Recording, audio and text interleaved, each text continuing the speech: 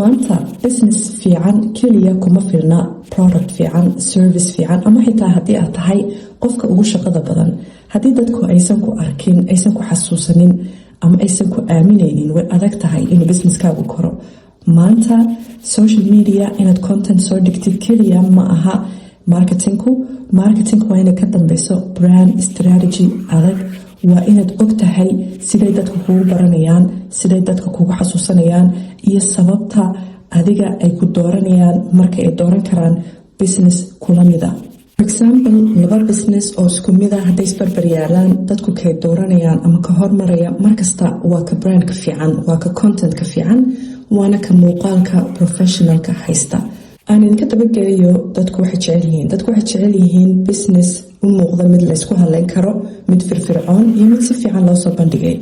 sababo badan baa jira. Marketing wuxuu muhiim u yahay. Maanta intaasaan kusoo koobayaa. Annaga Soma Design iyo marketing ahaan waxaan ku dhisi karnaa brand la xasuusto, waxaan ku dhisi karnaa web design, social media management iyo AI marketing. haddii mid ka mida aad danaynaysid nala soo xiriir.